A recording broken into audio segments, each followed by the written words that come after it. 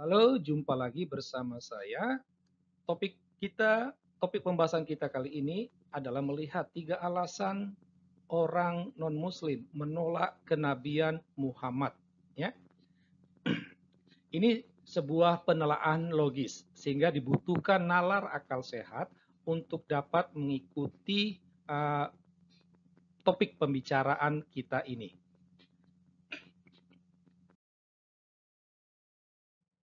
Nah, sebagaimana yang sudah diketahui oleh publik, ya, orang Yahudi, orang Kristen, entah itu Katolik ataupun Protestan, Buddha, Hindu, Konghucu, atau umat agama lain, mereka tidak mengakui Muhammad itu sebagai nabi, ya.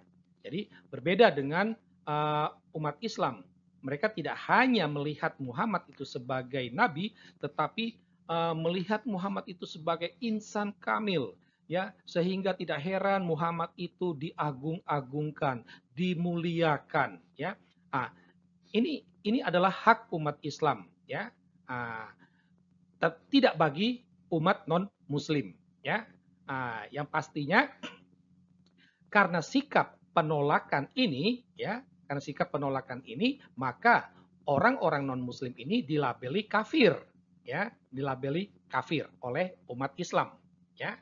Ah, yang sangat menarik adalah orang-orang non muslim, ya, mereka paham, ya, paham akan pelabelan tersebut. Ya karena kami menolak, maka kami dilabeli kafir. Itu. Menjadi pertanyaannya adalah apakah umat Islam paham kenapa umat non-Muslim menolak kenabian Muhammad? Nah, mengapa orang Kristen, orang Yahudi, Buddha, Hindu, Konghucu tidak mengakui Muhammad sebagai nabi?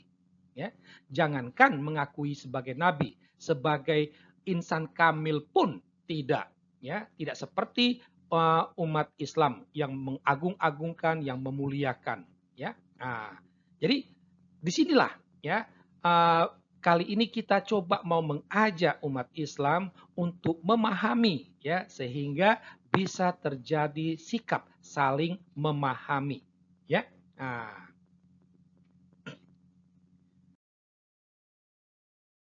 Nah, sekarang kita akan melihat alasan yang pertama, warta Muhammad, ya, yang katanya wahyu Allah yang berisi tentang Alkitab itu tidak sesuai dengan tradisi kekristenan, tidak sesuai dengan apa yang tertulis dalam kitab suci orang Kristen, baik itu perjanjian lama maupun perjanjian baru, ya. Uh, ada banyak warta yang disampaikan Muhammad dengan mengatasnamakan wahyu Allah, ya. Misalnya Adam dan Hawa dan setan ada di surga. Yesus tidak mati di kayu salib. Urutan nabi-nabi kacau balau. Demikian seperti yang dikatakan oleh Karen Armstrong, ya. Ka'bah itu adalah makam Ibrahim atau Abraham. Maria itu putri Imran. Kata ganti untuk Allah itu kacau balau. Dan masih banyak, ya, masih banyak warta Muhammad yang katanya itu wahyu Allah yang tidak sejalan dengan tradisi kekristenan, ya. Nah, ini jadi apa yang disampaikan oleh Muhammad ini, ya, jelas-jelas tidak sesuai, ya, bertentangan dengan tradisi kekristenan, gitu, ya. Bahwa Adam, Hawa dan setan itu tidak pernah ada di surga, mereka ada di dunia, ya. Yesus mati di kayu salib ini bukan hanya fakta iman tetapi juga fakta sejarah. Ada banyak ahli sejarah yang bukan orang Kristen menyatakan Yesus mati di kayu salib. Itu, ya. Nah, baru Abraham itu tak pernah sampai ke Arab, ya. Maria dan Imran itu beda zaman. Maria itu zaman perjanjian baru, Imran itu perjanjian lama, ya. Sedangkan uh, apa urutan nabi, ya, harusnya kronologis, tidak kacau balau sebagaimana yang disampaikan oleh Muhammad. Jadi alasan inilah, ya, ada karena tidak ada kesesuaian inilah membuat orang, ya, orang-orang Kristen zaman zaman Muhammad, orang-orang kafir zaman Muhammad itu melabeli Muhammad itu sebagai orang gila, ya, atau Al-Quran itu hanyalah rekayasa atau kebohongan Muhammad. Jadi ini bukan ungkapan zaman sekarang, tetapi sudah sejak zaman Muhammad muncul, dan ini terekam dalam Al-Quran yang merupakan wahyu Allah.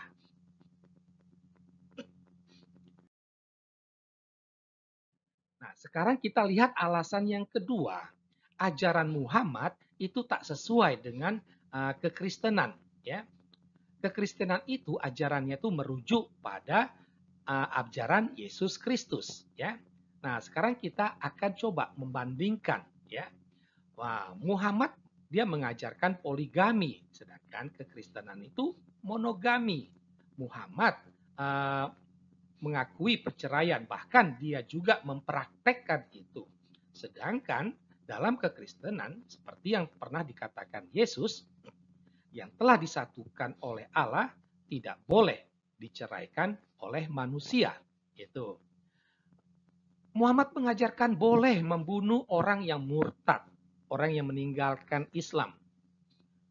Kekristenan bukan hanya melarang membunuh, tetapi juga menghargai kebebasan beragama. Ya, membenci musuh.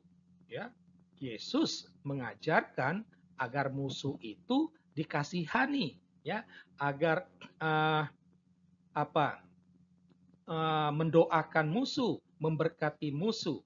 Ya, selain itu juga Muhammad bersikap negatif pada wanita. Ya, dalam kekristenan pria dan wanita itu sederajat, semartabat. Ya, melarang gambar, musik dan patung. Sedangkan dalam kekristenan gambar, musik dan patung itu adalah bagian dari seni. Jadi karena ketidaksesuaian inilah orang Kristen umumnya menolak Muhammad itu sebagai nabi, ya.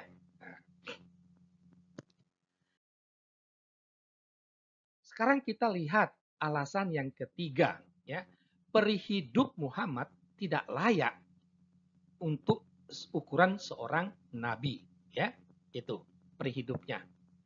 Nah, ketidaklayakan peri hidup ini terangkum dalam dua kata, yaitu bejat dan biadab, ya. Kebejatan itu misalnya dia menikahi anak usia 6 tahun, gitu. Bayangkan, Muhammad waktu itu umurnya di atas 50. Dia menikahi anak usia 6 tahun. Masa ini nabi? Gitu loh. Ini jelas-jelas merusak nalar akal sehat. Ya. Bahkan bersetubuh dengan anak usia 9 tahun. Ya, itu. Padahal usianya hampir mendekati 60. Gitu. Jadi bagi orang yang masih punya waras, yang waras, ini nggak mungkin lah ini seorang nabi. Tapi kalau bagi orang Islam itu dianggap sebagai nabi, sebagai suri teladan yang agung, ya boleh-boleh saja, ya, gitu. Menikahi menantunya sendiri, gitu, ya, atau bersetubuh dengan pembantunya, padahal istrinya ada banyak loh, tetapi masih juga dia bersetubuh dengan pembantunya, gitu. Nah, ini kan bagi orang yang masih punya pikiran waras, ini kan ini sangat bejat, ini tidak cocok untuk ukuran seorang nabi, gitu, ya. Tetapi ya kalau itu dilihat sebagai kriteria nabi, ya boleh-boleh saja itu dianggap wajar bagi orang lain, ya. Nah, kebiadaban itu misalnya dia membantai banyak orang, ya. Kebiadaban itu terekam dalam kata-kata Manuel kedua Paleologos, ya. Kepada seorang ahli, ya, ahli dari Persia, Manuel dia berkata, tunjukkan padaku apa yang baru yang diajarkan Muhammad, dan yang kau temukan hanyalah kejahatan dan kebiadaban. Seperti misalnya perintahnya untuk menyebarkan agamanya dengan pedang. Nah, jadi ini kebiadaban Muhammad itu terekam dalam kata-kata Manuel kedua Paleologos ini. Nah, ketidaklayakan inilah membuat orang kafir menolak Muhammad sebagai nabi. Nah, kiranya umat Islam dapat memahami alasan penolakan kenabian Muhammad ini. Demikianlah topik pembicaraan kita. Sekian dan terima kasih.